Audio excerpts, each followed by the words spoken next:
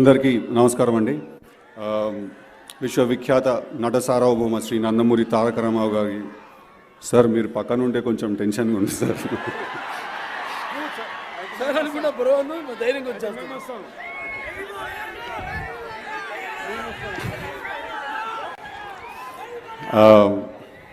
ఆయన జై బాలయ్య,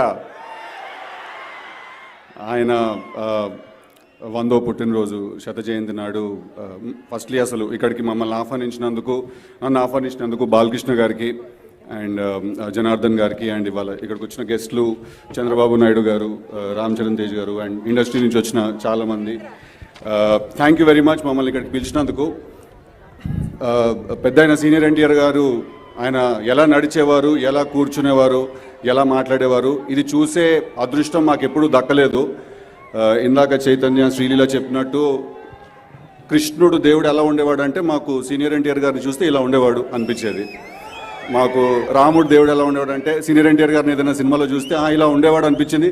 సో దేవుడిని ఎప్పుడైనా తలుచుకున్నా మోర్ ఆర్ లెస్ మైండ్లో ఫస్ట్ ఒక ఇమేజ్ పడిపోయేది అనమాట. ఆయన ఎప్పుడు ప్రత్యక్షంగా చూసే అవకాశం దొరకలేదు. కానీ బాలకృష్ణ గారితో ఈ మధ్య ఏర్పడిన ఈ పరిచయం వల్ల ఇలాగే ఉండేవారేమో అనిపిస్తుంది అప్పుడప్పుడు. మేము చూడలేకపోయాము, బట్ ఐ థింక్ మా జనరేషన్కి మీరే ఆ రిఫ్లెక్షన్ సార్. ఇక్కడికి వాళ్ళ నన్ను పిలిచినందుకు చాలా చాలా థ్యాంక్ యూ అండి. జై ఎన్టీఆర్, జై బాలయ్య. థ్యాంక్ యూ అండి. Legendary NBK